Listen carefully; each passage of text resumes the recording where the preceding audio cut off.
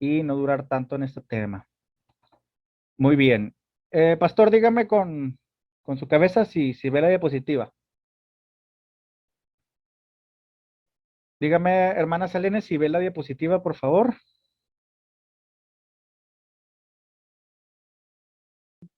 Si me repite, por favor, mi hermano. Nomás quiero que me confirme si está viendo la diapositiva. Sí, sí la veo que trae como lumbre con los 666 ahí viene y todo. Ok, Lo muy que bien. pasa es que me estaban preguntando por dónde entraban a la hermana Elda, ya ve que se entró y se salió, y me estaba Sí. preguntando. Ok, gracias. Ok, muy bien. Entonces, vamos a comenzar. El tema del día de hoy, entonces, es el anticristo y el 666. Este tema tan polémico, tan sonado, que muchas personas a veces tienen diferentes puntos de vista sobre él. Y aquí lo que vamos a hacer, pues es que vamos a tocar este tema desde el punto de vista histórico y profético. Precisamente esto es lo que dice esta diapositiva. Vamos a profundizar, ¿verdad?, sobre el tema del antimesías o el anticristo y su relación con el número 666. Pues esos temas escatológicos son difíciles a veces de estudiar porque hay muchos puntos de vista, tantas doctrinas, tantas ideas, tantas escatologías que existen incluso dentro de la fe y a veces ya no sabemos qué pensar. Es decir, por ejemplo, un creyente que tenga su concepción sobre este tema, pero mezclándolo con lo que es el dispensacionalismo, pues va a tener un punto de vista muy diferente que va a tener, por ejemplo, un creyente que sea reformado o que sea luterano o que sea más de inclinación presbiteriana.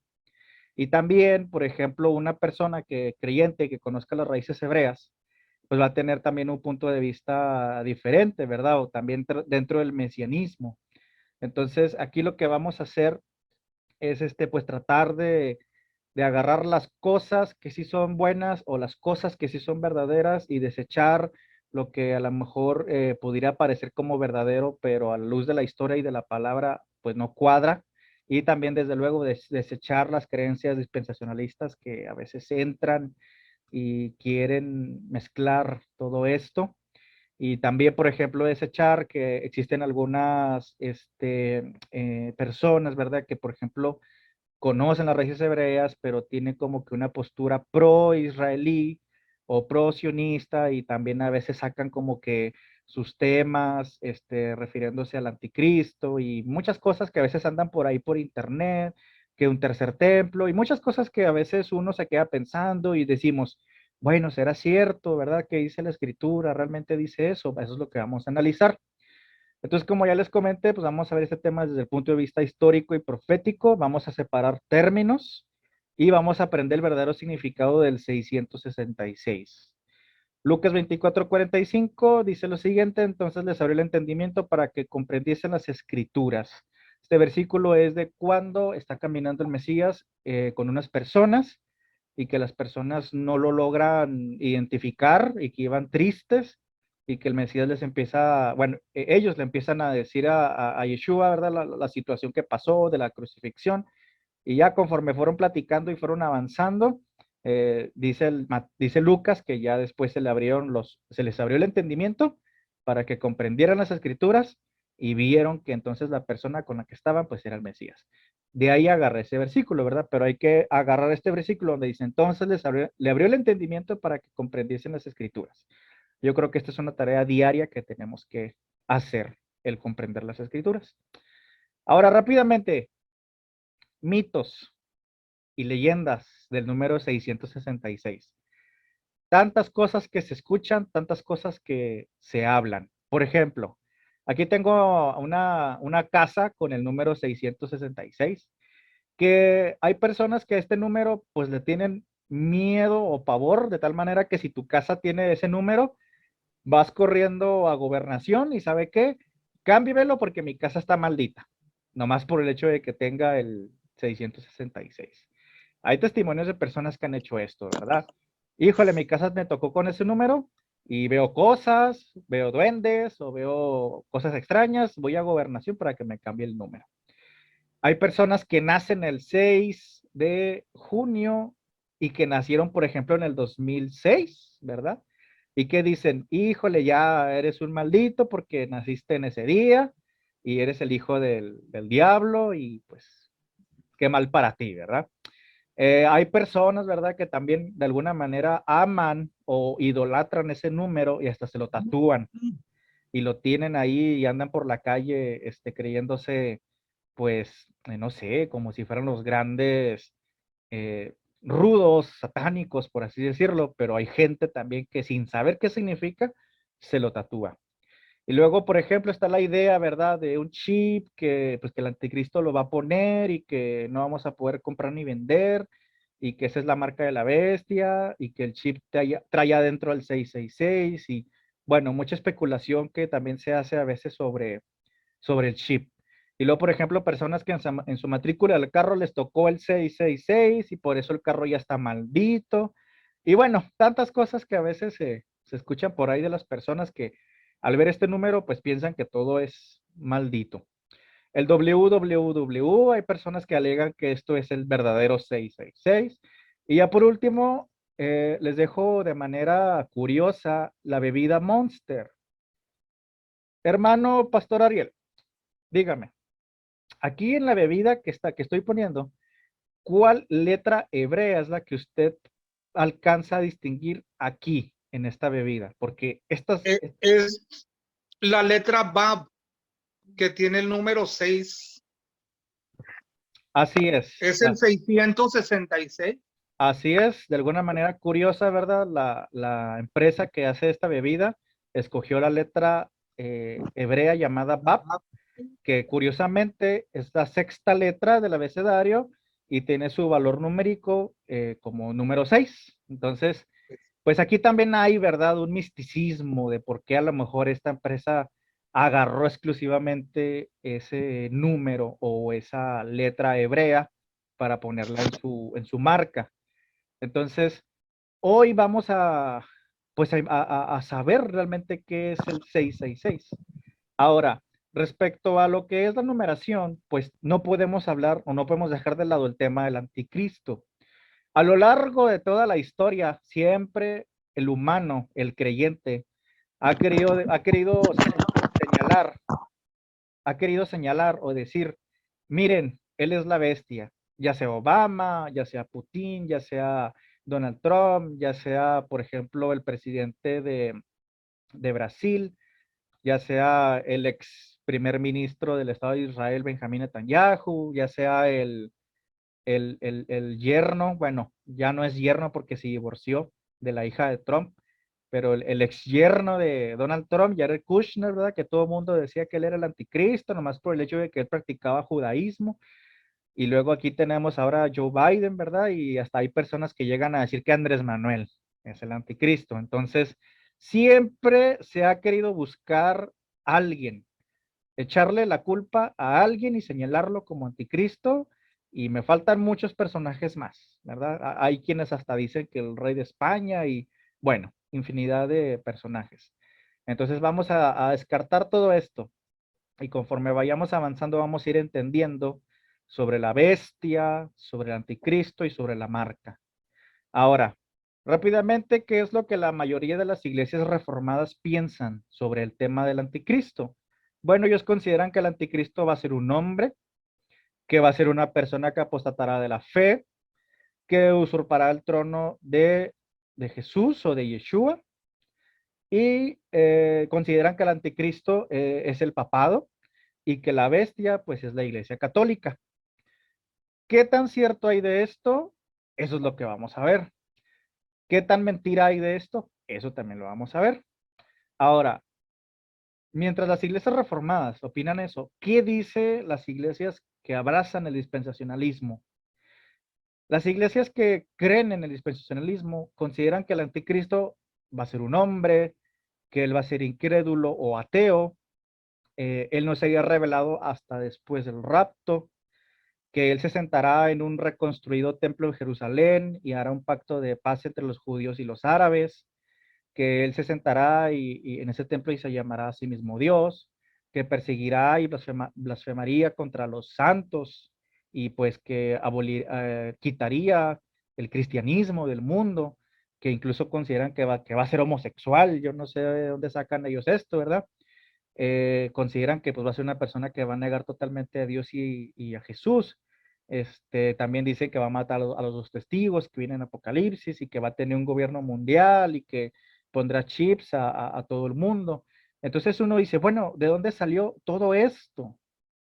¿Quién fue la persona que dijo, el anticristo va a tener estas características? Bueno, pues aquí está el señor Francisco de Rivera, que él se puede decir que él es el padre del dispensacionalismo, que en los tiempos de Lutero, mientras Lutero y su gente andaban en el tiempo de la Reforma y que ellos abiertamente señalaban al catolicismo como la bestia, ¿verdad? Y al papado, Francisco de Rivera salió a decir, alto, el anticristo no es la Iglesia Católica, no es el papado, no es Roma, no es el Vaticano, sino que es un hombre que va a venir después, en el futuro, y que va a gobernar todas las naciones.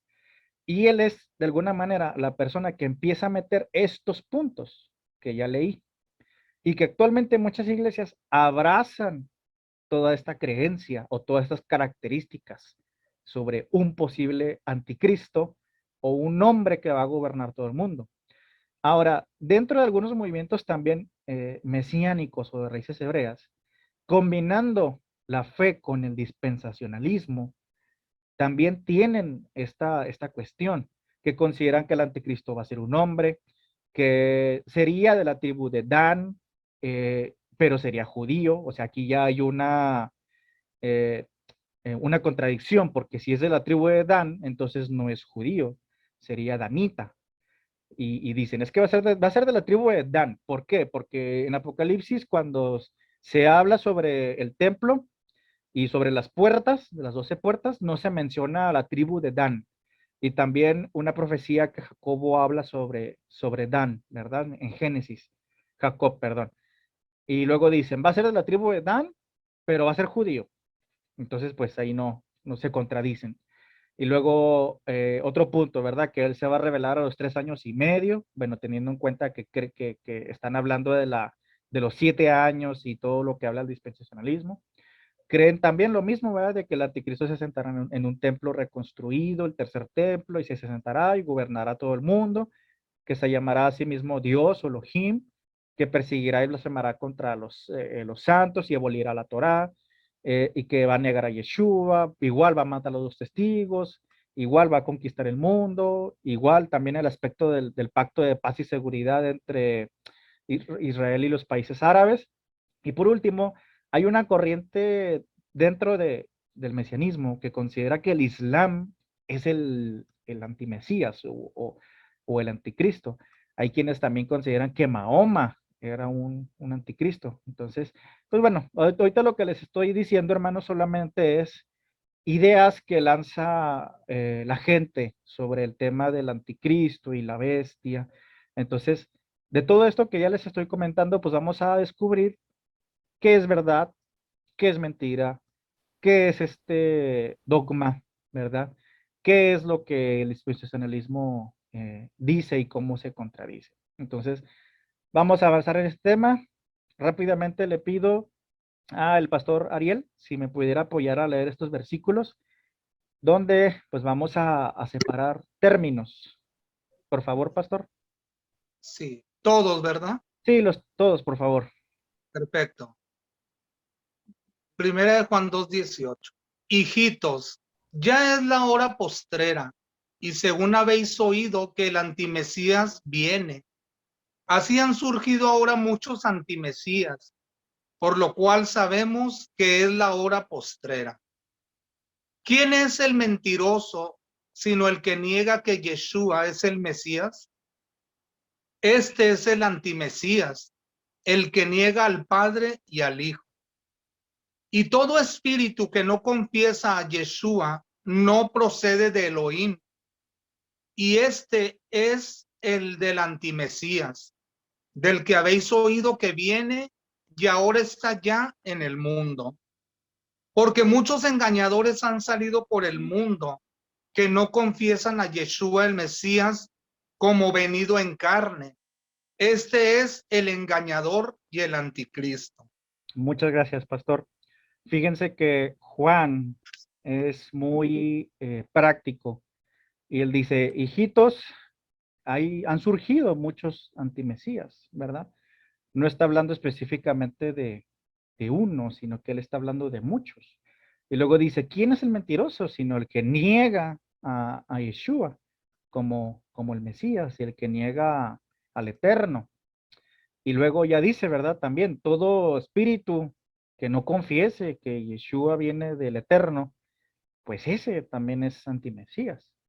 Y luego ya, bueno, el último versículo prácticamente dice lo mismo, ¿verdad? Que muchos han salido por el mundo y que no confiesan que Yeshua ha venido en carne.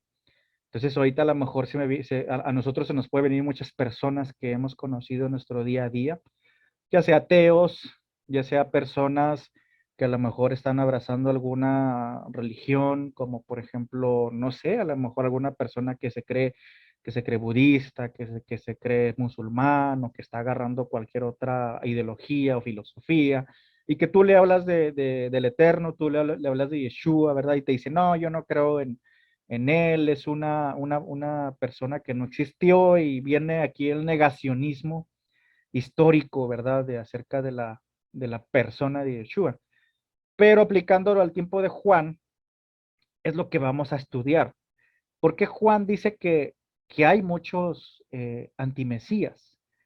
Si nos está diciendo esto es porque para el siglo I ya existían personas que estaban negando a Yeshua como Mesías, y entre ellos, obviamente, los judíos del siglo I, ¿verdad? Yo no sé si, por ejemplo, en sus últimos días de vida, Caifás haya aceptado a Yeshua como Mesías.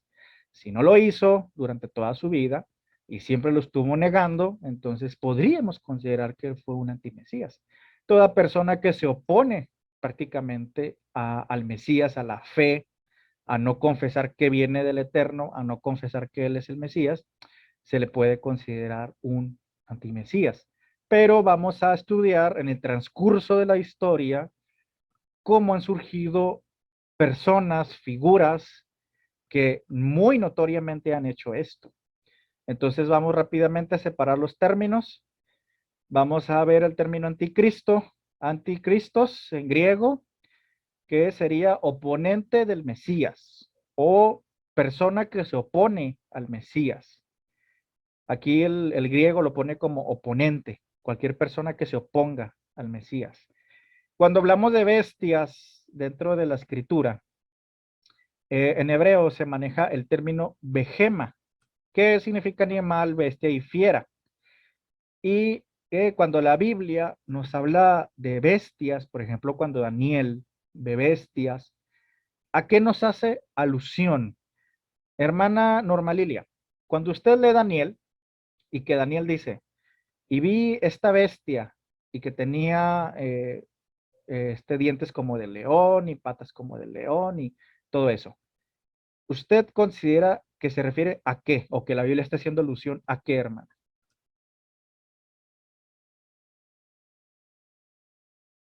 No sé si me escucha la hermana Norma Lilia.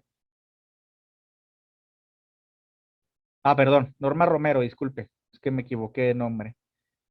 Hermana Norma Romero, ¿usted qué Sí, considera? ¿Qué considera que dice la Biblia cuando habla de bestias?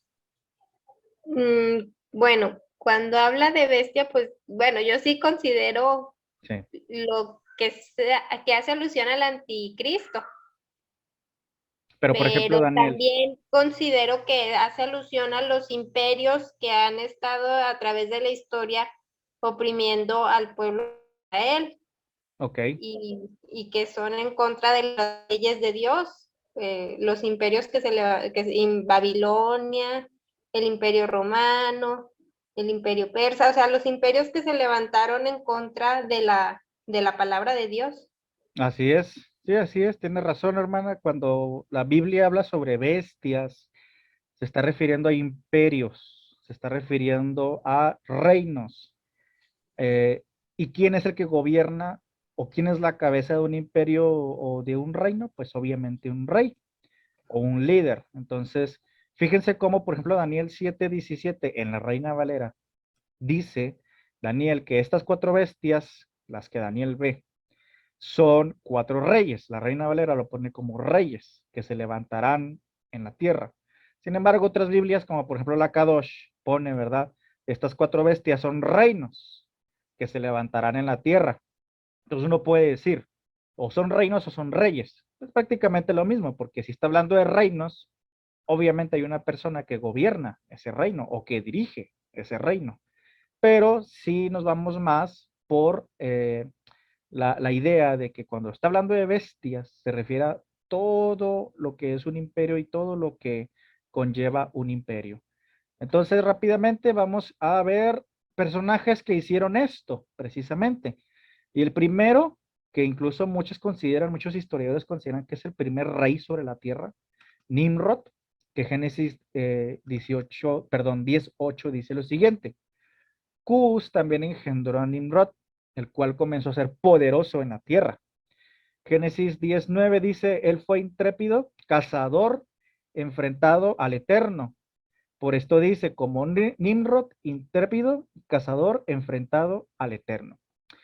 Realmente Génesis no habla mucho acerca sobre Nimrod, solamente dice que fue poderoso en la tierra. Pero si uno se pone a ver libros que son extrabíblicos, pero que a la vez son mencionados en la Biblia, les voy a poner un ejemplo. El libro de Yazar o el libro de Jacer en español es un libro que es mencionado en la Biblia, que fue utilizado en los tiempos bíblicos, que no lo consideraron al momento de hacer el canon, pero que te abre o te habla más sobre los sucesos de Nimrod, en donde él te explica cómo gobernaba, qué hacía, cómo fue el cazador, cómo fue ganando pues la popularidad entre la gente, cómo la gente lo hizo rey. Incluso el libro de Yazar habla de que posiblemente de él fue la idea de hacer la Torre de Babel, ¿sí? Entonces viene lo que es la confusión de las lenguas, pero a lo que voy es que este señor fue el primer rey sobre la tierra y el primero en casi creerse un Dios y sobre todo en oponerse a Dios. El libro de Yazar dice que él nunca puso sus ojos hacia con el Eterno, como por ejemplo lo hizo Noé, o como lo hizo por ejemplo Enoc, sino que era un hombre perverso. Este es otro tema ya, ¿verdad? Profundizar sobre Nimrod, pero sí les quiero decir algo muy interesante. Todos los dioses como Baal, Moloch, Horus, Zeus, Júpiter, entre otros, nacieron porque este señor fue una de las personas que deidificaron, así como los católicos hacen a una persona santo, que le llaman canonización, si no me equivoco, o cómo le llaman cuando los católicos hacen santo a alguien. A ver, pastor, ayúdeme usted que fue católico. Hay un término específico. Canonizar. Ándele, sí, ¿verdad? Sí, no sé si estoy bien. Bueno, así como los católicos agarran a una persona y la hacen santo, Nimrod fue, se puede decir que la primera persona que lo hicieron Dios. Y él es considerado dentro de la cultura caldea como el dios del sol. Y ya con el paso del tiempo, el dios del sol pasó a diferentes culturas y fue cambiando de nombre, pero prácticamente era el mismo. Entonces, a lo que voy es que esta persona fue prácticamente la primera en oponerse a todo lo que tuviera que ver con el Eterno. Seguimos en la historia y podemos brincar hasta lo que es el rey Nabucodonosor. Le pido a la hermana Cristi Jacobo, no sé si me puede apoyar en leer Daniel 3:1 y 3:6, por favor. Sí, claro. Buenas noches a todos, Dios les bendice. Dice Daniel 3:1, el rey Nabucodonosor hizo una estatua de oro de 60 codos de altura y 6 codos de ancho, y la hizo levantar en la llanura de Dura, en la provincia de Babilonia. 3:6,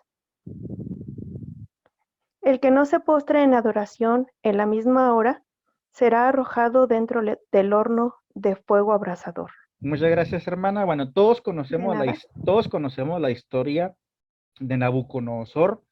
Un dato curioso es que prácticamente la región donde gobernó Nimrod es prácticamente la misma donde reinó Nabucodonosor, que viene siendo Mesopotamia, o lo que después iba a ser conocido como Babilonia.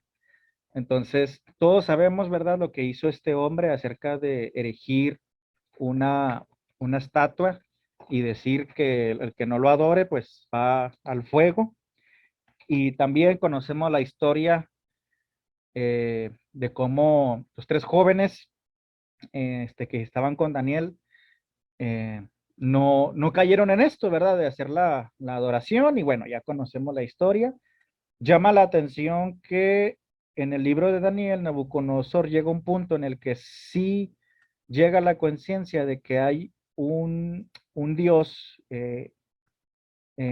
importante o más grande o el único, ¿verdad? Que es cuando reconoce eh, que el Dios de Daniel es el único. Sí hay un momento en el que Nabucodonosor lo llega a entender.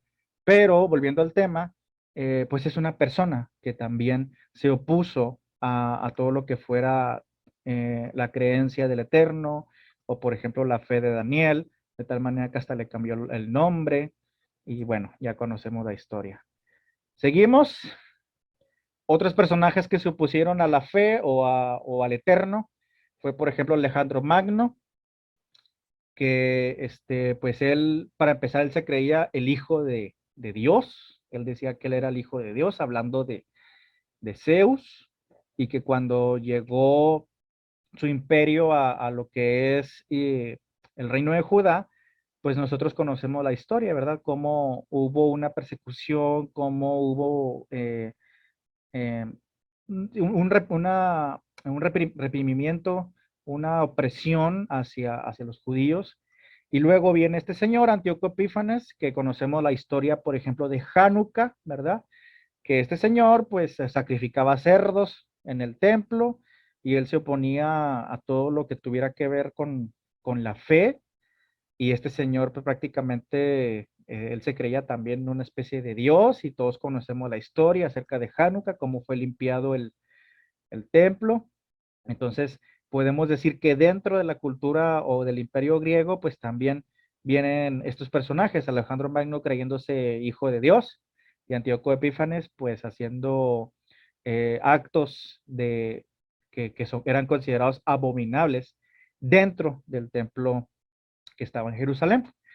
Y nos pasamos con Herodes el Grande, del año 74 al 4 antes de Mesías, en donde conocemos la historia, ¿verdad? Que él en Mateo 2:13 dice, después que ellos regresaron, y aquí un ángel del Señor se apareció a José diciendo, levántate, toma al niño y a su madre, huye a Egipto y permanece ahí hasta que yo te diga, porque Herodes está buscando está buscando al niño para destruirlo, para matarlo. Entonces, sabemos la historia, le dicen los magos a Herodes el Grande, ¿verdad? Oye, ¿sabes qué? Ya nació el Mesías judío, entonces, ¿qué vas a hacer? Y ya él da la orden de buscar a los niños y de matarlo. Entonces, sin que todavía naciera el Mesías, Yeshua, este señor ya estaba en contra de él. Entonces, ¿podría considerarse él un anticristo? También, desde luego. Los personajes anteriores que ahorita hablamos, a lo mejor no como anticristo propiamente, pero sí que eran personas que se oponían al Eterno y a la fe, desde luego. Y en el caso de Herodes el Grande, pues ya sabemos la historia, ¿verdad? Que en cuanto escuchó acerca del Mesías Yeshua, él dijo, no puede ser esto, y empezó con esta persecución. Muy bien, nos pasamos a el año 135 después del Mesías con Bar Kokhba o Bar Kokhba, que todos conocemos también esta historia, ¿verdad? Una vez que los apóstoles mueren y que el Mesías regresa con el Eterno, empiezan los judíos no creyentes, ¿verdad? Estas guerras continuas con Roma, y que llega el rabino Akiva y que dice, oye, aquí está el Mesías, y menciona que este señor llamado Bar Kokhba o Bar Kokhba lo proclama el Mesías, ¿verdad? Y todos dicen, este es el Mesías. ¿Por qué? Porque Koshba significa estrella y el rabino Akiva se toma números 24-17, en donde dice, lo veré, pero no ahora, lo contemplaré, pero no de cerca, surgirá una estrella de Jacob. Y de Israel se levantará un cetro que aplastará a los síes de Moab y el cráneo de todos los hijos de Set. Bueno, aquí el rabino Akiva, ¿verdad? Proclama a este señor como el Mesías prometido. Y los que conocemos la historia, pues Adriano es quien se encarga de exterminar tanto a ese grupo revoltoso celote de judíos que van a hacer guerra, y desde luego muere el rabino Akiva y también muere Bar Kokhba o Bar Kokhba. Entonces, también se podría considerar que estos hombres, ¿verdad? Al no creer en Yeshua y no creer en lo que él dijo y al contrario, sino buscar otra persona que haga de figura mesiánica y que busquen un líder revolucionario y lo levanten, ¿verdad? Como el verdadero Mesías. Aquí están hablando de un antimesías, de un anticristo. Estamos hablando de una persona que está usurpando de alguna manera el título de Mesías o el trabajo de Yeshua.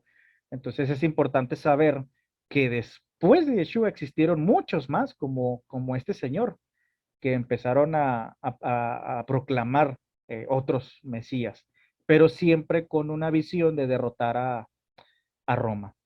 Entonces nos vamos rápidamente hasta Constantino, siglo III.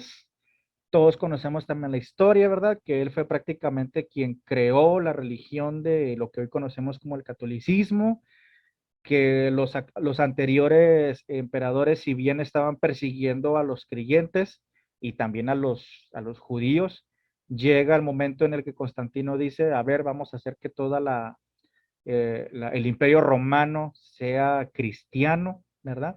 Y él hace muchos cambios. El primero es que la iglesia se hace una institución y todo Roma se hace cristiano así de la noche a la mañana.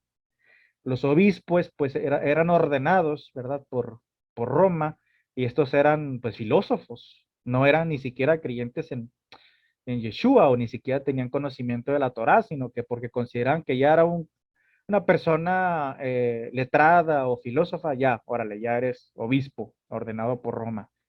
La iglesia pues entra en templos, ¿verdad? Porque en el siglo I pues los creyentes se reunían en casas, nunca se reunieron en templos, sino en casas. Y Constantino empezó a meter a los romanos ya de religión cristiana, si así queremos llamarlo, católico, a los templos paganos, usando, por ejemplo, el templo de Júpiter o el templo de cualquier otro dios romano. Y luego, pues viene la liturgia conforme a los juicios romanos. Si ustedes han ido a iglesias en donde dicen, ahora levántense porque viene el pastor, y te tienes que levantar. Y luego llega el pastor y luego, siéntense y se sientan. Eso es parte de la liturgia de los juicios romanos, que incluso actualmente todavía existe. Entonces, hay una mezcolanza, hay un sincretismo, y este señor Constantino es el primero en promulgarlo. Se deja de lado el calendario bíblico y las fiestas bíblicas, desde luego, y meten, ¿verdad?, las fiestas romanas, como por ejemplo la Saturnalia, entre otros. Y desde luego que Constantino y el Imperio Romano desecha la Torá, desecha los mandamientos del Eterno. Entonces, ¿podemos decir que Constantino fue un anticristo? Desde luego, también podemos decir lo mismo de él. Entonces, así como vamos viendo en la historia, existen muchos personajes que han hecho esto. Ahora, aquí les pongo un comparativo sobre los papas y sobre Yeshua, ¿verdad? En donde, por ejemplo, vemos que, por ejemplo, Yeshua nos hace buscar al Eterno y buscar del Eterno, y los papas, pues, hacen que las personas adoren no al Eterno, sino a los santos. Vemos que Yeshua, por ejemplo, era humilde, él dijo que no tenía ni siquiera dónde dormir, ¿verdad? Que las zorras sí tenían dónde dormir y él no. Y vemos pues prácticamente el dineral que tienen los papas y la Iglesia Católica. Aquí vemos, por ejemplo, que dice que Yeshua viajaba en burro, ¿verdad? Y pues el Papa viaja en el papamóvil. Entonces aquí lo que estamos viendo pues es solamente una comparación, ¿verdad? De cómo esta persona, que es el Papa, pues dice, ¿verdad? Que tiene el título como de Yeshua, porque aquí lo vamos a ver. Yeshua Hebreos habla de que él es el sumo sacerdote. Hebreos 4:14, le pido al hermano Juan Luján si me puede apoyar a leer Hebreos 4:14. Por lo tanto, puesto que tenemos un gran Cohen Gadoy, que ha Gadol, pasado, Gadoy, ¿verdad? sí, Que ha pasado a lo más elevado de los cielos. Yeshua, el Hijo de Dios, mantengámonos firmes en lo que reconocemos como verdad. así es. Entonces Hebreos aquí nos dice que el gran Coel Hagadol es Yeshua, nuestro gran sumo sacerdote. Y este señor, o el catolicismo, ¿verdad? Considera que el Papa es sumo pontífice. Entonces, ¿qué es lo que está haciendo? Está tomando un título que le corresponde a Yeshua para sí, cuando él dice que él es el sumo pontífice, cuando no es así. Yeshua es el sumo sacerdote, el Cohen Gadol. Isaías nos habla acerca de uno de los títulos cuando el profeta habla sobre Yeshua, que dice prácticamente esto: porque un niño nos ha nacido, hijo es dado, el dominio estará sobre su hombro, será llamado nombre admirable, consejero, Dios fuerte, Padre eterno, príncipe de paz. ¿Y cómo le hablan o cuál es uno de los títulos del Papa? Que le dicen Santo Padre, ¿verdad? Entonces aquí también él está usando un título que de alguna manera le corresponde a Yeshua, o que el profeta se refirió a él de esa manera. Y aquí el Papa está usurpando este título. Entonces aquí vemos una comparación y también una similitud de cómo el catolicismo cree esto y lo promueve desde luego. Y vamos rápidamente con unas frases muy controversiales que el Papa ha dicho en los últimos tiempos. Primero dice, la iglesia debe pedirles perdón a los homosexuales. Él dice esto, ¿verdad? La iglesia en general tiene que pedirles perdón a los homosexuales. Otro es, para ser un mal cristiano, es mejor ser ateo. O sea, aquí está promoviendo el que no seas ni creyente, mejor sea ateo, ¿verdad? Otro es que el Papa dice que el sacrificio del Mesías en la cruz fue un fracaso, fue el fracaso del Eterno, ¿verdad? O sea, aquí esta persona, ¿verdad? Está negando a Yeshua, está usurpando títulos, está hablando deliberadamente herejías. Y luego otro dice, los homosexuales tienen derecho a una familia. O sea, aquí incluso él se proclama pro LGBT. ¿Verdad? Entonces, aquí le dejo estos frases que él ha dicho nomás para que nuestra mente empiece a volar y podamos entender el significado de Roma, el significado del catolicismo, el significado del Papa, que eso lo vamos a ir ahorita desgajando más conforme avancemos en el estudio. Ahora, algo muy interesante también, así como les puse el comparativo sobre Yeshua y el Papa, también hay uno muy interesante sobre Yeshua y lo que conocemos como Santa Claus. ¿Por qué? Porque Santa Claus dice que no tienen principio ni fin, ¿sí? A los niños se les dice, Santa Claus es eterno, ¿verdad? Vive en el Polo Norte, él no muere, ¿verdad? También dice que tiene su propio espíritu eterno, que es el espíritu de la Navidad. Diría un romano, el espíritu de Saturnalia. Dicen, ¿verdad? Que Santa Claus lo sabe todo, porque sabe cómo te portaste, ¿verdad? Escribe los nombres de los niños o de las personas en un libro para saber qué les va a regalar. Y pues como siempre se nos ha dicho, ¿verdad? Santa Claus tiene el pelo blanco. Entonces, ¿qué comparación tiene con Yeshua? Pues que Yeshua no tiene ni principio ni fin. Él dice en Apocalipsis, yo soy en griego, ¿verdad? El alfa y omega, en hebreo sería la alef y la taf, ¿verdad? Yeshua es eterno, ¿sí? Y Yeshua también lo sabe todo. Y también Yeshua escribe nuestros nombres, pero en el libro de la vida, ¿sí? Y como dice Apocalipsis, Yeshua tiene el cabello blanco. Yohanan, cuando lo ve en Apocalipsis, lo describe que tiene cabello blanco. Entonces aquí estamos viendo cómo el mundo pone una figura ¿sí? Que se contrapone o que se asimila al Mesías, Yeshua, y que la gente abraza, ¿verdad? Esta idea, que si tú le dices a una persona, cree en Yeshua o cree en Santa Claus, se van a inclinar casi por Santa Claus. Entonces, yo lo que quiero que vean con esto es cómo hay figuras a lo largo de la historia y en nuestra actualidad que vienen a suplantar o que vienen a hacer de lado a la persona de Yeshua. Y bueno, para entrar en materia sobre lo que es el número 666, vamos a ver esto. Le pido a la hermana Selene si me puede ayudar a leer Apocalipsis 13:17 y 13:18, por favor. Sí, dice, y que ninguno pueda comprar o vender, sino el que tiene la marca, el nombre de la bestia o el número de su nombre. Aquí está la sabiduría. El que tiene entendimiento, deduzcas el número de la bestia, porque es número de hombres. Su número es 666. Muchas gracias. Así Ok, está bien, gracias. hermana, muchas gracias. Todas Gracias. las Biblias, hermanos, todas las Biblias, agarre la versión que usted quiera, la NBI, la TLA, la Reina Valera, cualquiera, va a tener 666, ¿sí? Pero realmente, hermanos, cuando uno se mete a estudiar sobre lo que es la papirología y la historia acerca de los escritos, es interesante cuando uno se topa con el papiro número 115. ¿Qué es el papiro 115? Se los leo rápidamente.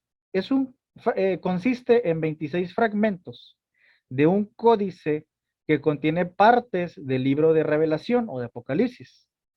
Este papiro que fue encontrado data de los años 225 al 275 después del Mesías. ¿Qué quiere decir? Juan, cuando escribe Apocalipsis, lo hace a finales del siglo I, por ahí del año 90. Cuando las personas toman los rollos, por ejemplo, en este caso el de Juan, el papiro no duraba mucho tiempo, el papiro se deshacía con el tiempo, se hacía polvo prácticamente. Y la única manera en la que tú podías preservar el papiro era copiándolo. Entonces, según los historiadores, según la arqueología, según los papirólogos, este papiro, que es el papiro 115 encontrado en Egipto, podría ser la copia del original de Juan. Y cabe resaltar que en esa copia no viene el número 666, viene 616. Aquí dice, la peculiaridad del manuscrito es que en Apocalipsis 13:18 aparece como 616. El texto de este manuscrito es muy valorado por la crítica textual y se cree que es el más cercano al original. Fue descubierto en Egipto y este papiro actualmente está en un museo que se llama Asmoleano en la ciudad de Oxford, en Inglaterra. Si usted y yo, hermano, ahorita nos vamos a Inglaterra y vamos a ese museo, vamos a ver ese papiro que, como aquí dice, es posiblemente la copia de la copia del papiro de Juan, donde ahí está el 616, no 666.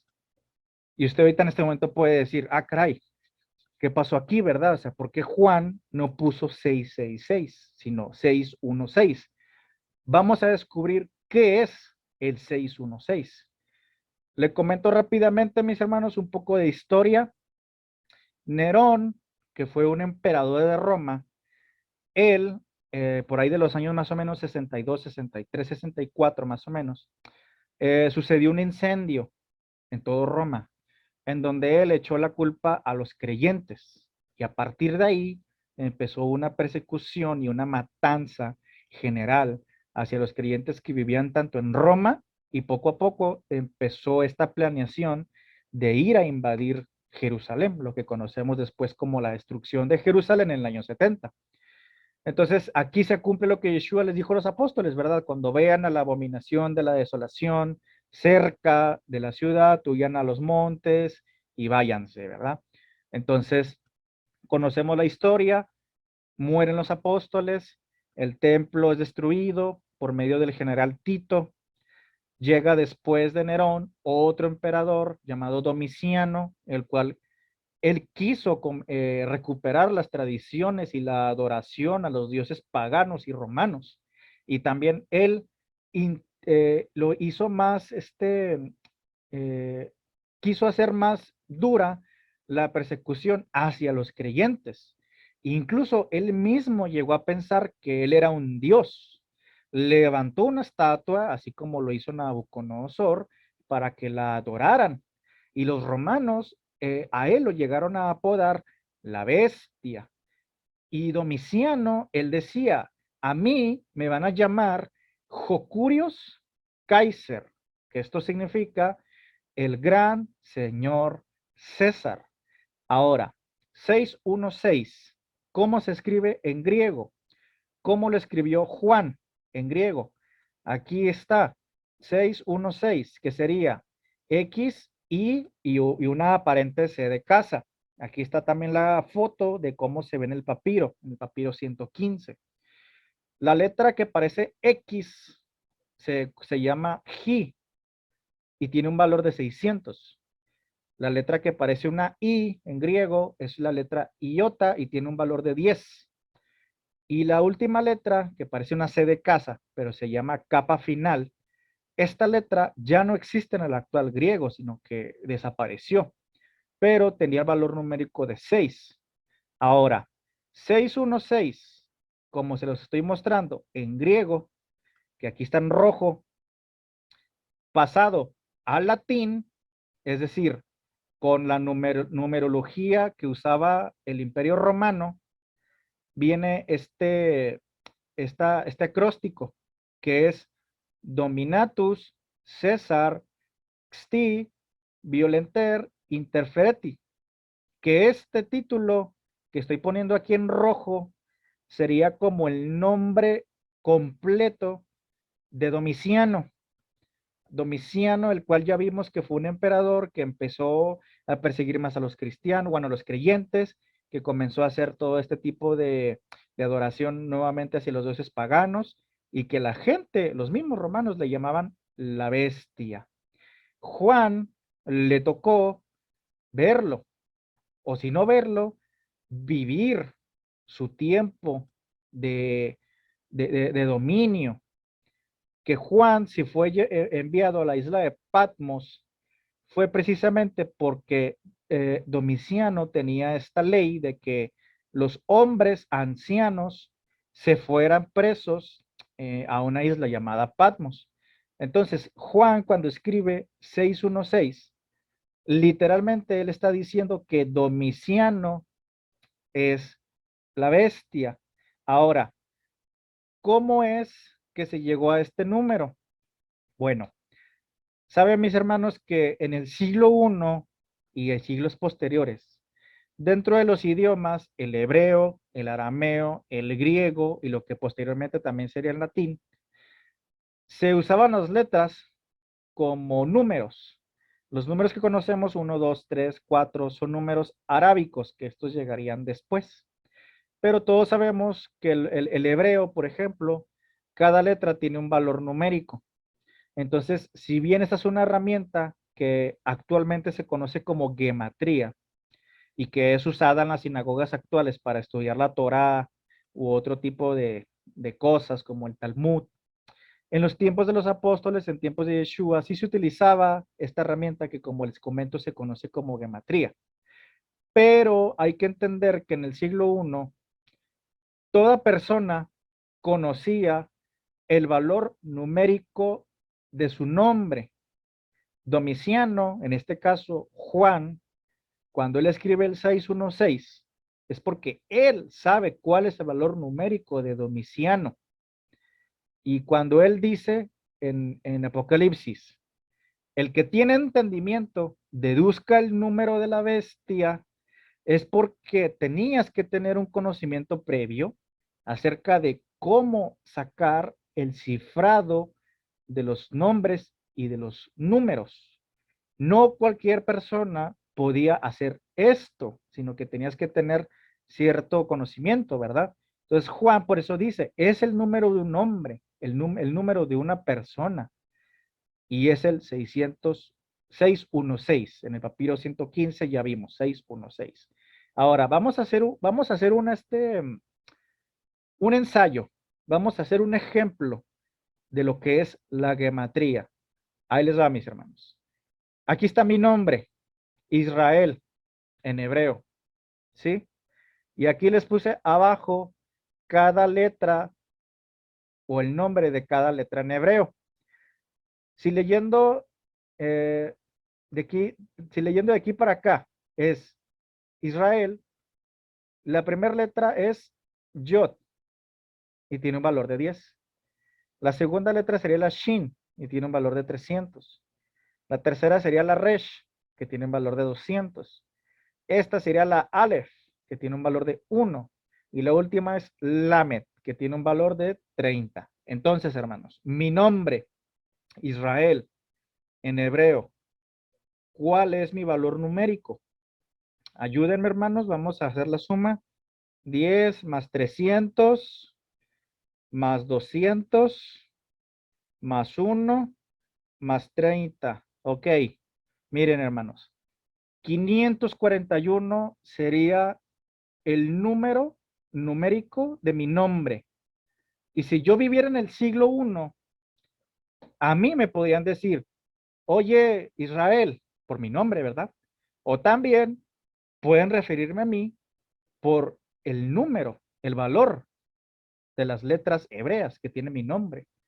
Ahora, acá de este lado puse otro ejemplo. Puse el nombre del pastor Ariel. Aquí está en hebreo el nombre de Ariel. Y aquí vemos la Aleph, vemos también la Resh, vemos también la Yod, vemos otra Aleph y vemos una Lamed. ¿Cuál sería el valor numérico del pastor, del nombre de Ariel? Vamos a ver, la Aleph es 1, más la Resh 200, más la Yod 10, más la Aleph otra vez 1, y más la Lamed que es 30.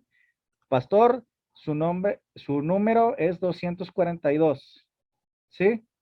Entonces, así es como les comento que en el siglo I se hacía este cálculo. Juan hizo esto, pero con el nombre de Domiciano. Pero él lo hizo en griego, porque recordemos que Juan escribe Apocalipsis en griego koiné, con también griego ático, y hace esto mismo de la gematría, pero dentro del vocablo griego.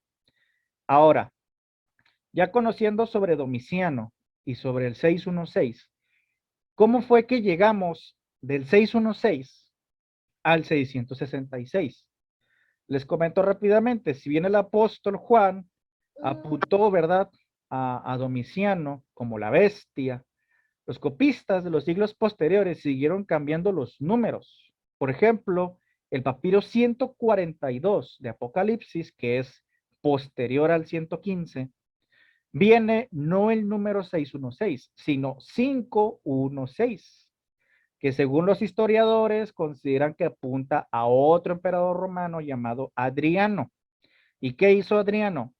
Persiguió a los creyentes, mató al grupo de Bar Kokhba y al rabino Akiva, terminó de correr a los judíos en Jerusalén, porque cuando se vino la destrucción del año 70, sí la mayoría fueron desterrados, pero sí hubo pequeñas comunidades todavía, y Adriano terminó por correrlos y prohibirles entrar a Jerusalén. Y por último, pues Adriano, entre otras cosas, cambia el nombre del reino de Judá a Palestina. Él le pone, ¿verdad?, Palestina. Y todo esto lo hizo entre los años 135 al 138, cuando empezó con todo esto y que se vino la guerra de los judíos hacia Roma y que Adriano entró en acción. Entonces, vemos que para mediados del siglo II, el 616 cambia a 516, que según los historiadores, según los papirólogos, apunta a Adriano. Por último, ahora sí, el 666, ¿qué significa? Bueno, a finales del siglo IV, dirían los católicos, San Jerónimo o simplemente Jerónimo, agarra los escritos griegos, papiros griegos, y hace la Latina Vulgata. La Latina Vulgata, que es muy conocida, que fue la Biblia prácticamente del Imperio Romano, él, al momento de hacer esta Biblia, contextualiza el número que Juan o que los copistas habían puesto, y Jerónimo pone el famoso 666. 666, según los historiadores, consideran que apunta a otro emperador romano llamado Juliano, el cual era hijo de Constantino, el que creó el catolicismo, y a él lo apodaron el apóstata. ¿Por qué? Porque Juliano no siguió la religión de su papá. Juliano quiso regresar a las antiguas costumbres romanas, al paganismo que, por ejemplo, vivió Domiciano, y los romanos así lo llamaban, el apóstata, ¿verdad? Y empezó a hacer otra vez persecución contra los creyentes, pero realmente no tuvo mucho éxito. Entonces, hermanos, el 666, ¿por qué la mayoría de las Biblias la tienen? Bueno, pues porque, por ejemplo, Martín Lutero, que hizo la Biblia en alemán, él tomó como base la Biblia Latina Vulgata. Y la mayoría de las Biblias, como por ejemplo la Reina Valera, tienen el 666 porque precisamente si Casiodoro de Reina y Cipriano de Valera toman como base la Vulgata Latina de Jerónimo.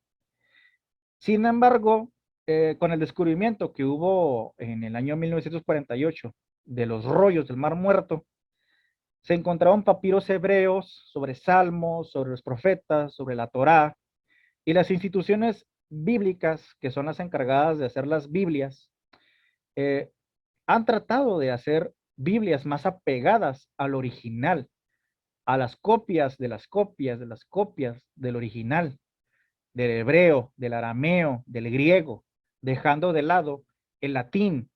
Entonces aquí les pongo dos Biblias que en lo personal me gustan mucho y que las instituciones, las sociedades que hacen estas Biblias se han empeñado realmente a hacer esto.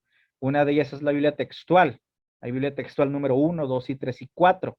Y también, por ejemplo, la Biblia Peshitta, que como les digo, han tratado de hacer este retroceso, de hacer una Biblia no basada en el latín, sino en los escritos más apegados al original.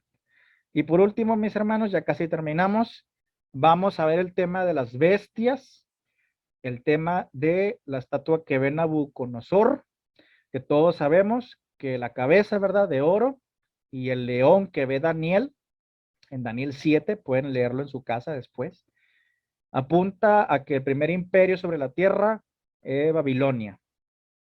El segundo imperio, que es lo que es aquí los brazos y parte del tórax, es el imperio de los persas, y que Daniel lo ve como un oso.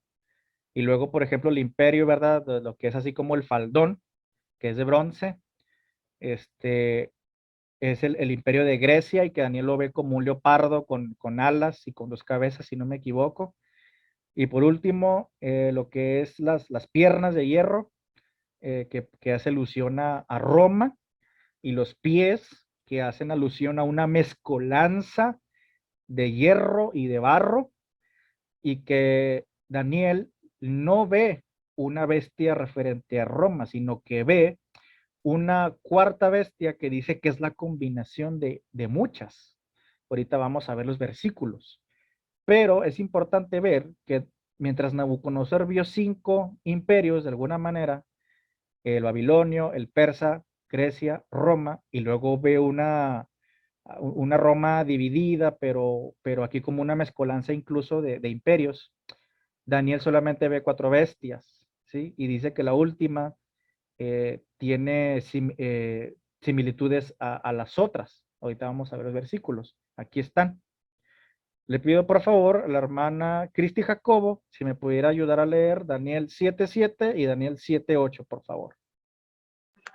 Sí. Daniel 7:7. Sí. Después de eso, vi más visiones nocturnas, y he aquí la cuarta bestia espantosa y terrible y fuerte en gran manera, teniendo grandes dientes de hierro, con las cuales devoraba y descuartizaba, y lo sobrante lo aplastaba con sus patas. Era muy diferente de todas las bestias que había visto antes, y tenía 10 cuernos. Estaba observando los cuernos, y he aquí otro cuerno pequeño salía entre ellos, y he aquí otro cuerno pequeño salía entre ellos, ante el cual 3 de los primeros cuernos fueron arrancados de raíz, y he aquí este cuerno tenía ojos como de hombre y una boca que hablaba grandes cosas. Muchas gracias, hermana. Ujú. Le pido al pastor Ariel si me puede ayudar a leer Apocalipsis 13, 1 y 2. Y le pido al hermano Juan Luján si me puede leer Apocalipsis 17, del 3 al 6, por favor. ¿Ya le subiste? Ya, a ver, Perfecto. ponle. Sí. Ok. Y del mar vi que subía una bestia que tenía 10 cuernos y 7 cabezas. Sobre sus cuernos había 10 diademas y sobre sus cabezas un nombre blasfemo. La bestia que vi era semejante a un leopardo, pero sus pies eran como de oro y su boca como boca de león. Y el dragón le dio su poder y su trono y una gran autoridad. Gracias, pastor. Bien. Hermano Juan Luján, no sé si puede apoyarnos. Lo que pasa es que salió, pero igual yo lo leo, soy su esposa. Muy bien. Bendiciones, hermana, por favor. ¿Cuál era? Perdón. Apocalipsis 17, 3 al 6. Aquí lo tengo, aquí en la presentación. Aquí lo estoy seleccionando. Sí. Y en espíritu me llevó a un desierto y vi a una mujer sentada sobre una bestia escarlata llena de nombres de blasfemias, que tiene 7 cabezas y 10 cuernos. La mujer estaba vestida de púrpura y escarlata, adornada de oro y piedras preciosas, y perlas, de piedras preciosas y perlas, sosteniendo en su mano una copa de oro llena de abominaciones y de inmundicia por su fornicación. Y en su frente estaba escrito en su nombre: Misterio, Babilonia la Grande, madre de las rameras y de las abominaciones de la tierra. Y vi a la mujer embriagada de sangre de los santos y de la sangre de los mártires del Mesías, y al verla me asombré con gran asombro. Muchas gracias, hermana. Si ustedes se ponen a ver, hermanos, hay una similitud impresionante de cómo Daniel la describe y dice que tenía 10 cuernos. Juan ve una bestia que también tiene 10 cuernos, tiene 7 cabezas, dice que tiene diademas en sus cabezas, dice que tiene, que es semejante a un leopardo, y dijimos que el leopardo, la bestia de leopardo era los griegos, que tenía pies como de oso, y dijimos que el oso era de los persas, y que tenía una boca como de león, y ya dijimos que el león simbolizaba al imperio babilónico. Y el dragón, o sea, Satanás, le dio poder y su trono y una gran autoridad. Después Juan ve otra bestia en donde una mujer está sentada arriba de ella y dice que también tiene 7 cabezas y 10 cuernos. Y por ejemplo, aquí en Juan 13:1 dice que esta bestia tiene un nombre blasfemo. Y Juan acá en Apocalipsis 17, 5 dice que tiene un nombre también. Y lo lee: Misterio, Babilonia la Grande, madre de las rameras y de las abominaciones de la tierra. Entonces, ¿qué es lo que está viendo Daniel? ¿qué es lo que está viendo Juan? La misma bestia, pero desde diferentes ángulos, ¿sí? ¿Y qué simboliza esta bestia? Una mezcolanza de imperios, ¿sí? ¿Y quién podría ser esa bestia? Eso es lo que vamos a ver ahorita, ¿sí? Ahora, Juan ve otra bestia también. El 616 ya sabemos que hace referencia a Domiciano. El 666 ya vimos que hace referencia entonces a Juliano, y ambos eran los líderes del Imperio Romano. Ahora la pregunta es, en nuestro tiempo, actualmente, si Juan en el siglo I puso 616 y Jerónimo puso 666 en el siglo IV, casi siglo V, ¿cuál sería el número actualmente para nuestra era? Nadie lo sabe. ¿Por qué? Porque eso ahorita lo vamos a ver, ¿verdad? Porque es imposible que nosotros podamos señalar a una persona en específico o decir tal número sería el número de X persona. Ahora, ¿quién es entonces la primera bestia que ve Juan y que Apocalipsis, perdón, que Daniel también la ve, pero desde diferentes puntos de vista o desde diferentes perspectivas?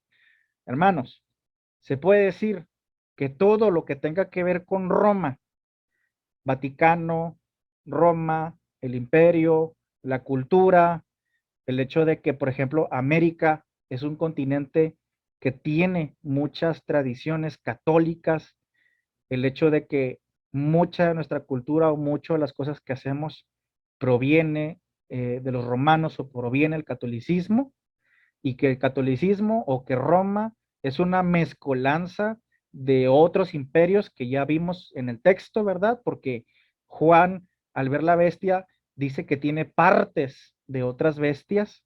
Entonces, actualmente, esa bestia que surgió desde el siglo IV o siglo III, con ahora el catolicismo, pero que antes ya existía y que perseguía a los creyentes, y que después esa bestia, ¿verdad?, se cristianizó, y que viene después el Vaticano y viene todo este engaño religioso, toda esta influencia política, y que, como les digo, actualmente nuestra cultura americana o del continente latinoamericano, bueno, el continente americano y de todos los países latinoamericanos, quieran o no, tenemos cosas que son arraigadas del catolicismo, creencias, tradiciones, ideologías, ¿sí? Entonces, esa bestia es una mezcolanza de todo. A veces tenemos hasta ideas que son de los griegos, o tenemos hasta pensamientos o ideologías que son babilónicas o tradiciones, y que a veces uno no sabe ni dónde las agarramos. Ahora, ahorita voy a profundizar más en ese tema, pero hay otra bestia que ve Juan, que dice que tiene dos cuernos semejantes a un cordero, pero que habla como dragón. Aquí les estoy poniendo una imagen, ¿verdad? De un corderito que dice que tiene cuernos, pero que habla como dragón. ¿Quién podría ser esa bestia? Ahora, cuando hablo de bestia, recordemos que estamos hablando de imperios, ¿sí? No de una persona en específico. Claro que en cada imperio hay una persona, ¿verdad?, que lidera ese imperio. Sí, eso hay que estar de acuerdo. Pero cuando la Biblia siempre habla de bestia, como ya lo dijimos al principio, está hablando de un imperio que está gobernando en el mundo. Y actualmente, en este mundo moderno en el que vivimos, muchas cosas son de origen griego, de origen babilónico, de origen romano, de origen persa, y hay una mezcolanza a nivel mundial. Ahora, pregunta. Apocalipsis 13, del 11 al 14, dice Juan que esta bestia que parece cordero, pero que habla como dragón, dice que se la pasa, o que puede hacer descender fuego del cielo, y que puede incluso engañar a los creyentes. Pregunta, mis hermanos, y aquí quiero que me respondan con sus palabras. ¿Qué imperio, entre comillas, es el que se presenta al mundo como el imperio más creyente, dejando de lado al catolicismo? ¿qué imperio actualmente dice? Nosotros somos creyentes y somos cristianos. Los escucho, hermanos. ¿Quién cree?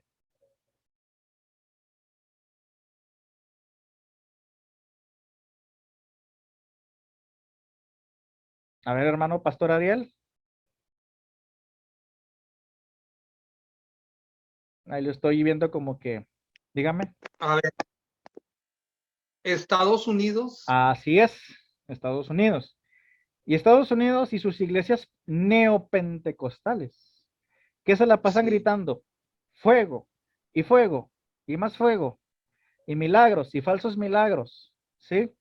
Y avivamiento por aquí y por allá, y que Dios está de nuestra parte, y que Dios para América, y América para los americanos, ¿sí? Entonces, ese imperio o esa bestia que ve Juan, de alguna manera, podría a nuestros días ser ese país o ese imperio de Estados Unidos que se da golpes de pecho de que Dios está de su lado, que ellos son creyentes.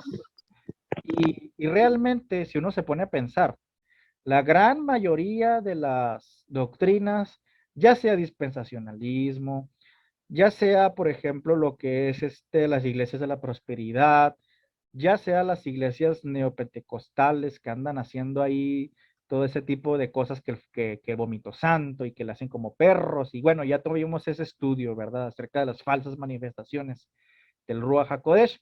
Todas vienen de Estados Unidos. Y que muchas denominaciones nacieron por avivamientos que hubo en Estados Unidos. Muchas falsas doctrinas vienen de Estados Unidos. Claro que también hay muchas que vienen de Roma, ¿sí? Pero podríamos decir que actualmente la primera bestia puede simbolizar a Roma con el catolicismo, con el Papa y con toda la mezcolanza que hay de otras culturas, de otros imperios que se centralizaron en Roma, ya sea creencias babilónicas, ya sea creencias de los griegos, ¿sí? Porque los griegos y los romanos tenían dioses diferentes, pero prácticamente eran los mismos. Zeus y Júpiter era el mismo, solamente que para el griego lo llamaba Zeus y los romanos llamaban Júpiter. ¿A quién? A la misma estatua. Entonces, podríamos decir que la primera bestia actualmente es Roma, es el Vaticano y es toda esta mezcolanza de culturas e imperios que hasta el día de hoy pueden simbolizar los pies que Nabucodonosor ve, que es barro con hierro. Y la segunda bestia podríamos decir que sería, por ejemplo, la unión de la Unión Americana, Estados Unidos, que se da golpes de pecho y nosotros somos cristianos, ¿verdad? Cuando dejan mucho de qué desear. Entonces, hay una pregunta. Muchas personas que hablan sobre un anticristo siempre dicen, es que va a ser una persona que va a tener un gobierno mundial. Va a haber una sola moneda, va a poner un chip, ya no va a haber fronteras, todos los presidentes le van a dar pues el gobierno y así, ¿verdad? Pero la verdad de las cosas, hermanos, es que esta idea, ¿verdad? De un gobierno mundial, de un anticristo que va a gobernar todo el mundo desde Jerusalén y así, realmente es muy difícil que algo suceda así, de ese estilo. ¿Por qué? Número uno, porque ya sabemos que esa es una idea que nace del dispensacionalismo. Número dos, hablando ya de manera geopolítica, actualmente, mis hermanos, no vivimos en un gobierno mundial, vivimos en un gobierno tripolar. ¿Por qué tripolar? Porque actualmente los que tienen, por así decirlo, el dominio del mundo son tres países realmente: Estados Unidos, China y Rusia, ¿sí? Que entre ellos, claro que hay acuerdos, claro que hay tratados, ¿sí? Pero estos tres siempre han intentado superar al otro, ya sea de manera política, sea de manera económica, sea de manera social, de manera militar, ¿sí? Pero actualmente estos tres países son los que están gobernando el mundo. América quiere todo, bueno, Estados Unidos quiere toda América. China, pues todo lo que es los países asiáticos, y Rusia prácticamente casi toda Europa. Entonces, el país está dividido, ¿sí? Y así que es muy difícil que se levante una persona que, como dicen algunos de la tribu de Dan, o como dicen los creyentes, ¿verdad? Que es homosexual o que es ateo y que de repente le den el gobierno mundial de todo. Es muy difícil que suceda algo así. Hay muchos intereses políticos, económicos y geopolíticos entre estos tres países, como que para que de la noche a la mañana se levante uno y le rindan o le den todo. Realmente, hablando en términos políticos, es difícil que pase eso. Claro, hay muchos creyentes que sueñan, ¿verdad? Con que pase eso y que los persigan y que ahí viene el anticristo y que vienen los 7 años de tribulación y todo lo que ya conocemos dentro del dispensacionalismo. Entonces, es difícil realmente que pase algo como lo que la mayor parte de las veces se nos ha dicho. Ahora, rápidamente, vamos a las ideologías. Si bien ya hablamos de la primera bestia y de la segunda, ¿verdad? También hay que tener en cuenta que en este mundo existen formas de pensar, existen ideologías, existen cosas que son anti-mesías o que se oponen a la fe. Ejemplo, las personas que son pro aborto, ¿sí? Que dicen, libertad, hay que abortar y no a la vida, ¿verdad? Cuando nosotros como creyentes defendemos la vida y al momento de decir que el hombre es machista y que es opresor y que la familia tiene que ser destruida y todo esto de lo que es el movimiento LGBT, son movimientos que están en contra de la fe, en contra de los valores de la fe, en contra de la Torá, ¿sí? Entonces, todos estos movimientos también pueden ser movimientos que están en contra del Mesías, en contra de la fe, en contra de Dios. Ahora, por ejemplo, en Netflix, hace rato salió una película donde ponen bueno, una serie donde ponen un Jesús o un Yeshua homosexual, ¿sí? Entonces, ¿qué es lo que está haciendo esta serie? Poniendo en contra o hablando en contra de manera visual, de manera deliberada, ¿verdad? Y manchar la imagen de Yeshua, del Mesías, ¿sí? Y que uno como creyente, desde luego, que no debe de aprobar ese tipo de cortometrajes o de cosas o de ideas que imponen a la sociedad. Ahora, aquí, por ejemplo, esta muchacha que es pro LGBT, ¿verdad? Miren, se lo voy a poner más grande, a ver si puedo. Voy a mover esto. Aquí está ella en un desfile pro LGBT, ¿verdad? Haciendo alusión a la crucifixión, ¿sí? Entonces, aquí, ¿qué están haciendo? Se están burlando de manera deliberada de lo que es el hecho del sacrificio de Yeshua. Entonces, este movimiento, esta ideología, que es muy fuerte en Estados Unidos, ¿verdad? Lo que es LGBT, también que es muy fuerte en Europa, también que el Papa incluso está de acuerdo, pues está dañando, ¿sí? Los valores de nosotros como creyentes, o que quieren contraponerse a la fe. Ahora, desde luego que hay muchos simbolismos en este mundo. Aquí solamente les estoy poniendo unos cuantos de lo que es, por ejemplo, los ateos, ¿verdad? Los ateos que niegan a Yeshua, niegan a Dios, ellos también pueden ser entonces anticristos. El satanismo, ¿verdad? Desde luego que ya en Estados Unidos hay templos donde de manera libre adoran a Satanás. O, por ejemplo, todo lo que son las sociedades masónicas, donde hay personas, ¿verdad? Que adoran a todo esto, lo que tiene que ver con la simbología masónica.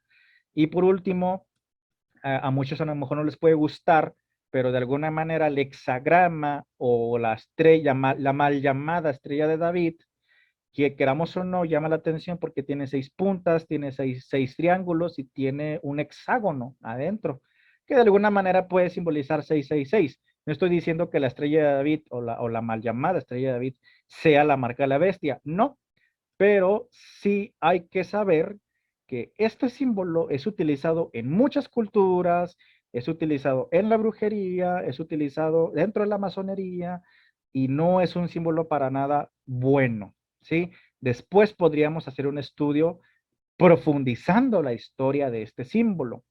Y ya por último, aquí les pongo unos países que son los países más, que más persiguen a los creyentes. El primero es China, el segundo pues se puede decir que son los países de árabes, de las Naciones Árabes Unidas, y desde luego Corea del Norte, ¿sí? En donde en estos países es muy usual que persigan a los creyentes, independiente de cualquier denominación, ¿verdad?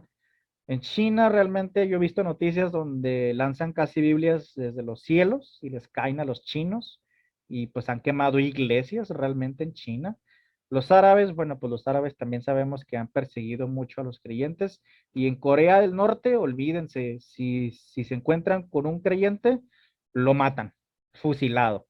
Sí, ahí no hay de que perdóname ni nada. Ahí sí los coreanos de Corea del Norte tienen una persecución muy, muy pesada porque el actual líder de Corea del Norte pues casi se considera un dios, ¿sí? Entonces no hay forma de que exista otra fe. Y por último, mis hermanos, aquí les pongo una imagen, ¿verdad? De la Virgen, la Mariana, la Guadalupe, que es en la Basílica que está en México. Y aquí les pongo como título la cultura romana y americana. Porque lo que les estaba diciendo yo ahorita, ¿verdad? Sobre la bestia, que Juan ve, que tiene fragmentos de otras bestias y mezcolanza de todos los imperios y que actualmente vivimos en este mundo, que tenemos cierta influencia a veces de otras culturas, realmente en muchos aspectos se han metido. Por ejemplo, la educación. La mayoría de los modelos educativos son americanos, son gringos. Las arquitecturas, la mayoría de las arquitecturas son romanas o griegas. El derecho, existe el derecho romano. Si uno se mete a estudiar derecho, lo primero que te van a enseñar es el derecho romano cuando tú ves la historia del derecho. La política, la democracia, pues es griego, ¿verdad? Cuando se habla de la democracia, con Aristóteles, con Sócrates. Las religiones o las denominaciones, pues muchas denominaciones vienen de Estados Unidos, vienen de Roma, vienen del Vaticano, religiones y denominaciones. Ideologías, pues ya vimos como por ejemplo la LGBT, que viene o trae influencia romana, o el Vaticano la apoya, los gringos también la promueven mucho, incluso el Estado de Israel, la Unión Europea también lo promueve mucho. La lengua, nuestro español, pues viene del latín, eso no lo podemos negar, ¿verdad? Las costumbres o las fiestas, que Halloween, que Navidad, que el día del 14, que todo esto viene de ya sea americano o romano. La economía, pues las diferentes escuelas que hay sobre los diferentes tipos de manejar la economía o la política, también tienen orígenes ya sea americanos o incluso de países de Europa, etcétera, etcétera. A lo que voy es que muchas de las cosas que vemos en nuestro día a día tienen influencia ya sea romana, ya sea americana o gringa. Entonces, hermanos, ¿con qué nos quedamos? ¿Con qué podemos resumir todo esto? Número 1, Juan no escribió 666. Juan escribió 616. Número 2, ¿cuál era la bestia que vio Juan? Como ya vimos, Domiciano, ¿sí? En el siglo I, porque Juan estaba apuntando a la bestia en turno que a él le tocó ver y que los diferentes copistas fueron cambiando el número para contextualizar después a Adriano, por ejemplo. Número 3, que el 666 viene porque Jerónimo, al momento de hacer la Biblia Latina Vulgata, él ve a Juliano, ¿verdad? Apostatando de la fe de Constantino, y él dice, ¿sabes qué? Juliano es la actual bestia, y él pone 666. Entonces, todas las personas que andan por la calle, hasta con el 66 tatuado en el cuerpo, o que ponen en sus carros así, ¿verdad? Una calcomanía de 666, que se creen así bien rudos, bien malos. ¿Qué dice ahí? Juliano. ¿Sí? Eso es lo que dice. Mientras ellos piensan en, no sé, una ente diabólica, ¿verdad? Y demoníaca. No, 666, Juliano. ¿Sí? A mí ya me da risa cuando veo personas así que andan por la calle y que tienen tatuado el 666 y que, no sé, hasta las uñas pintadas o que así bien malotes y que andan así por la calle hasta con un collar, ¿no? Y 666. Me dan ganas de decirle, oye, ahí dice Juliano, ¿verdad? Entonces, eh, ¿qué otro punto podemos terminar o concluir? Que anticristo o antimesías es cualquier persona que se opone al Mesías. Puede ser persona, puede ser una ideología, puede ser una idea, puede ser una filosofía, puede ser una cuestión política, que por ejemplo si nos dijeran nosotros como creyentes, oye, ¿sabes qué? Por orden política o por orden del gobernador o del presidente, ya no puedes congregarte en tu iglesia. Eso sería una ley anti-Mesías, ¿sí? ¿Quién lo está promoviendo? A lo mejor el presidente, ¿verdad? ¿Por medio de quién? Pues por medio del gobierno, ¿sí? ¿Y le haríamos caso realmente? Pues no, porque ahí una idea política o una ley está fungiendo como anti-Mesías. Y no es que Andrés Manuel sea el anti-Mesías, sino que simplemente de manera social, de manera política y usando la ley, él estaría haciendo una función como de antimesías. Entonces, antimesías puede ser, como ya dijimos, de manera histórica, una persona, un ateo, un filósofo, una persona que realmente reniegue del Mesías o que blasfeme contra Dios o contra el Espíritu Santo, contra el Ruach HaKodesh. Puede ser una ideología, puede ser un movimiento político, ¿sí? Entonces, no hay que casarnos con esa idea, ¿verdad? De que a futuro va a venir una persona y va a gobernar todo el mundo y todo esto, que el dispensacionalismo enseña. Y por último, pues las bestias, que como les comento, a mi ver, la primera bestia que ve Juan representaría Roma, desde que nació Roma hasta nuestra fecha, que de alguna manera Roma, el Imperio Romano, si bien desapareció, no desapareció del todo, porque existe el Vaticano, existe todavía muchas fiestas de origen romano, existe mucha influencia católica hasta en la cultura. Y desde luego que el Vaticano es una mezcolanza de religiones y de ideas, y luego viene el ecumenismo, para colmo. Entonces, y la segunda bestia, ¿verdad? La que dice que parece cordero, pero habla como dragón, y que tiene más o menos la misma autoridad que la primera bestia, pues ese, como les comentaba, ¿quién es esa nación o ese imperio, ¿verdad? Que se da golpes de pecho de que son creyentes, Estados Unidos, ¿sí? Y que cuando uno los ve, pues dicen, somos cristianos y Dios está con nosotros, pero sus maneras de actuar, de pensar, pues son dejan mucho que pensar. Ahorita me viene a la mente, por ejemplo, que cuando Joe Biden entró ahora a gobernar todo Estados Unidos, a la presidencia, salió una nota de que él iba a la iglesia a orar todos los días, ¿sí? Y a los pocos días les comenzó a dar muchas libertades a este grupo LGBT. Y uno dice, ah, caray, o sea, ¿cómo? Esta persona que se da golpes de pecho, ¿verdad? De que es presidente y que busca a Dios y que va a la iglesia a orar, que para que Dios lo guíe, al día siguiente aprueba leyes a favor de este grupo LGBT. Entonces, ¿qué es lo que está haciendo? Se está presentando como un cordero, pero a final de cuentas, sus acciones es como de dragón. Entonces, mis hermanos, pues hasta aquí termino con el estudio, pero sí me gustaría que vieran un pequeño video que les conseguí de una persona que me da risa, porque esta persona decía que él era Jesús y que también él era el anticristo. O sea, 2 por 1. Él decía que eran los dos. Déjenme les enseño rápidamente el video. Le pongo aquí. Ahora le pongo en compartir. Compartir el productor. Ahí les va. Déjenme quito los audífonos para que escuchen.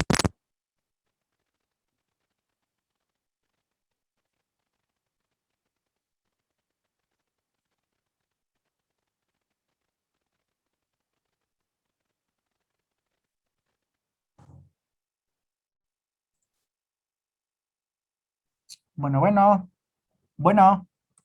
Sí, ¿Sí me escuchan? sí. Ok, muy bien. Ahí va el video. Para que vean cómo este hombre llegó a la demencia total, diciendo que él era, pues, el Mesías y que también era el antimesías, ¿verdad? Ahí les va. Este señor se llama José de Jesús Miranda.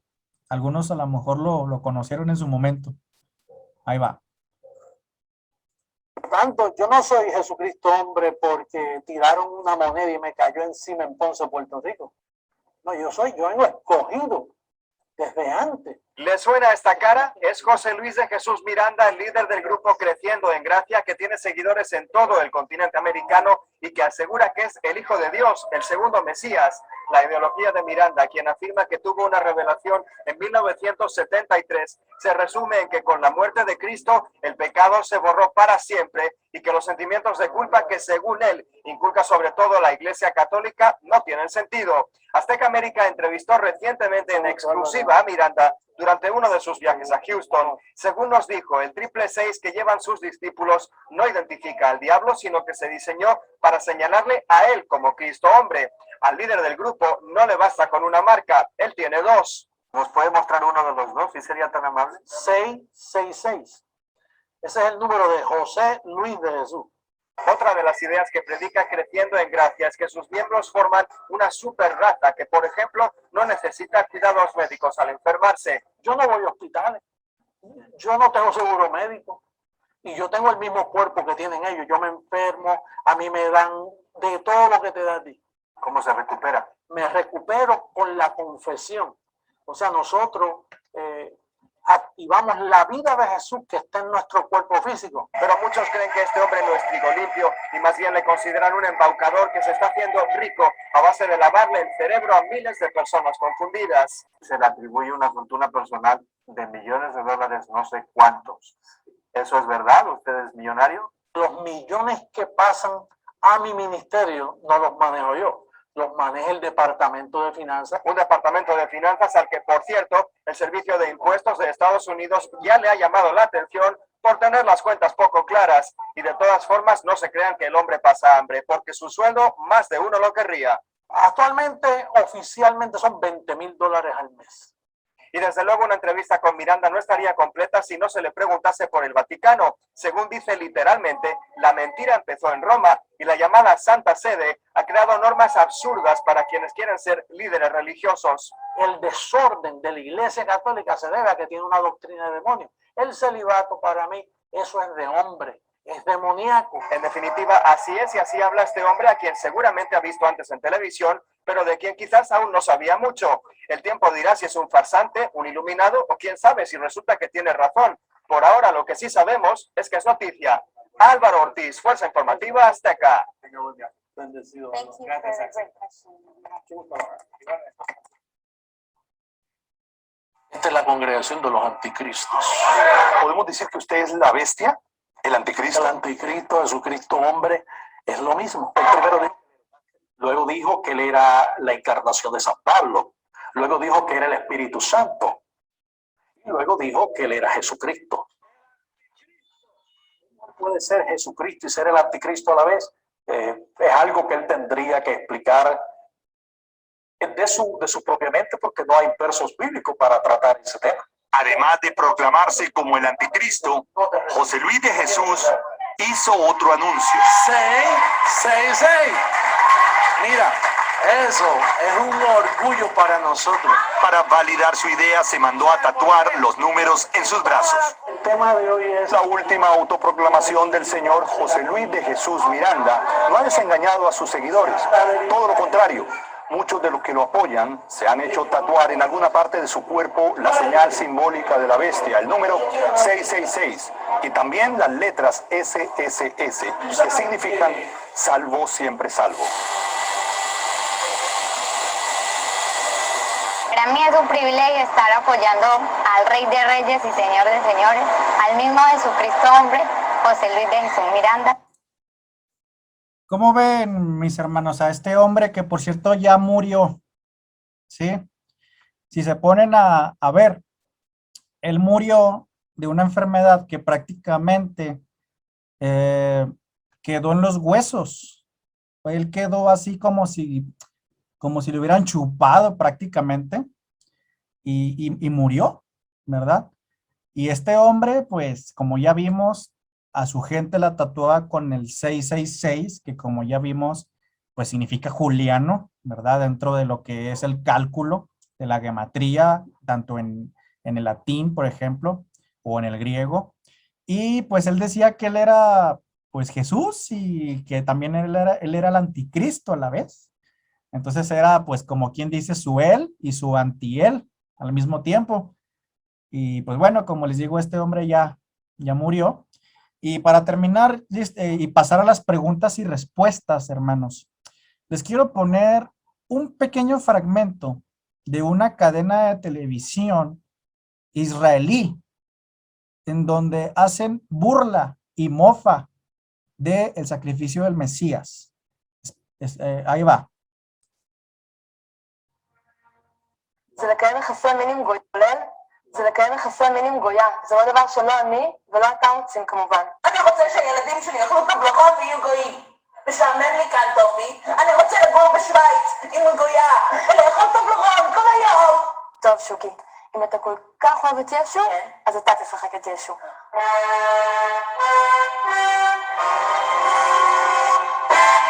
אני הוא יהודה אשכולות. ואני ישו.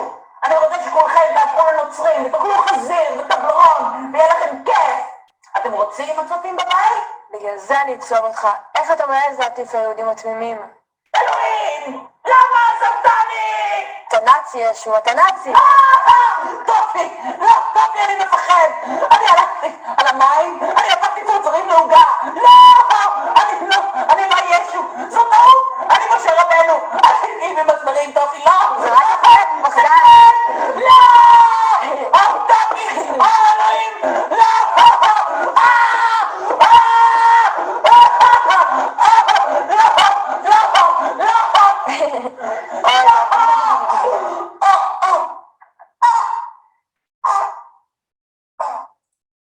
Ok, mis hermanos. Entonces, como pueden ver, ¿qué es lo que motivó a la cadena de televisión israelí a hacer mofa y burla de este tema? Pues yo no estoy diciendo que el dueño de la cadena de televisión es el anticristo, sino que como ya vimos en Juan, el espíritu del anticristo está en muchas personas.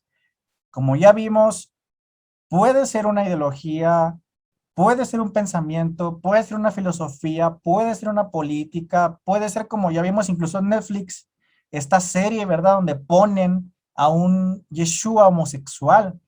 Entonces, todo lo que esté en contra del Eterno, en contra de Yeshua, esa persona que está promoviendo eso tiene el espíritu del antimesías, ¿sí? Entonces ya vimos el aspecto del antimesías, el aspecto de la bestia, las dos bestias. Y ahora, mis hermanos, pues yo quiero que me digan, ¿verdad?, qué piensan al respecto, qué opinan. Adelante, los escucho.